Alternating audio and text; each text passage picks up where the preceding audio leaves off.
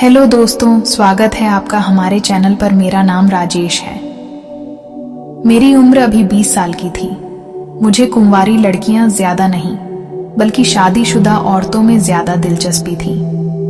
हरी भरी किसी भी आंटी को देख लेता तो मेरा मन अंदर से नागिन डांस करने लगता था। बस ऐसे ही चल रही थी। मेरी गर्मियों की छुट्टी पड़ी तो माँ ने कहा कि मौसी के घर चलना है, कुछ दिन वहां घूम कर आएंगे। मैंने भी हाँ कर दी थी। वैसे भी छुट्टियां थीं तो घर पर बोर हो रहा था। हम अगले दिन मौसी के गांव पहुंच गए। मेरी मौसी की एक बेटी भी थी, रिया दीदी, और मेरी अच्छी बनती थी। वहां जाने के बाद मेरा ज्यादातर समय रिया दीदी के साथ बीतता था, क्योंकि मामी मौसी के साथ बातों में लगी रहती और मौसा जी अपने काम पर चले जाते थे और रात को आते खाना खाकर जल्दी सो जाते थे। वह वैसे भी ज्यादा बोलते नहीं थे। दिन ऐसे ही निकल गया। अगले दिन मेरे मामा का फोन आया। बोले कि 1 हफ्ते के लिए वह शहर जा रहे हैं। वह मामी को मौसी के घर छोड़ने के लिए आ रहे हैं। वह खुद या किसी और को स्टेशन पर मामी को लेने के लिए आ जाए। मैंने ये बात मौसी से कहा तो मौसी बोली, राजेश मौसा जी तो है नहीं, तू ही चला जाना, स्टेशन मामी को ले आना। मैंने कहा ठीक है। मैं सुबह मौसा की बाइक लेकर स्टेशन पहुंचा। ट्रेन आ चुकी थी। मैंने मामा जी को प्रणाम किया। मैंने मामी का सामान लिया और मामा दूसरी ट्रेन से वापस चले गए। मेरी नजर मामी पर पड़ी तो मेरी आंखें फटी की फटी रह गई। वह अपनी साड़ी को ठीक करने में लगी थी और मैं उनको देखे जा रहा था। क्या संगमरमर जैसा चेहरा, गोरा गोरा रंग, बड़ी बड़ी आंखें, गोल गोल चेहरा हो। बिल्कुल वैसी थी जैसी आंटी मुझे बहुत पसंद आती थी। मामी फ्री हुई तो मैं बस देखे जा रहा था।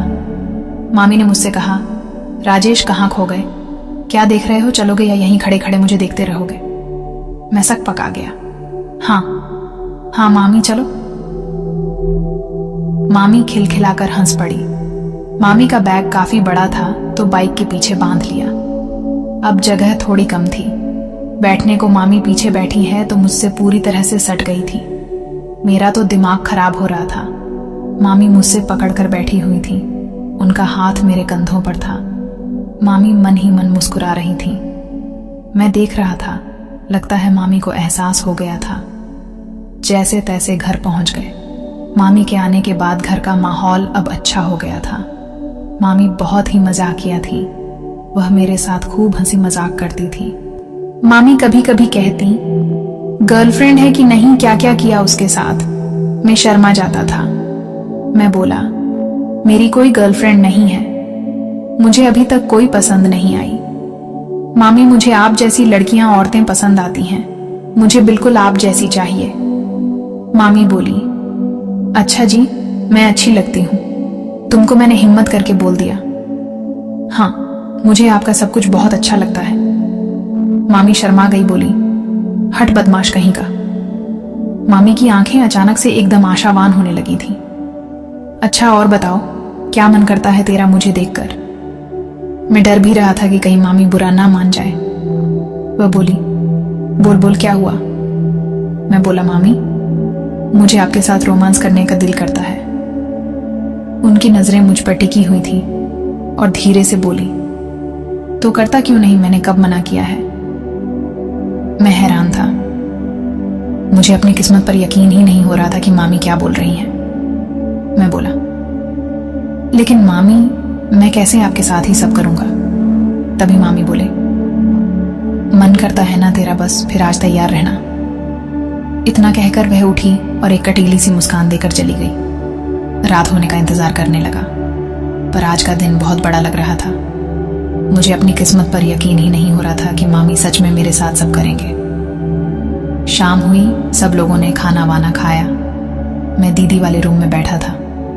जल्द ही रूम में सब लोग टीवी देखने आ गए थे, क्योंकि मेहमान का रूम यही था और टीवी भी उसी कमरे में थी। मैं भी थोड़ी देर टीवी देखा और सोने का नाटक करने लगा, वरना दीदी और सब बातें करने बैठ जाएंगे। जब दीदी ने देखा कि मैं सो गया हूं, वह उठी और लाइट बंद कर दी और जाकर दूसरे बेड पर सो गई। मैं मामी का वेट कर रहा था।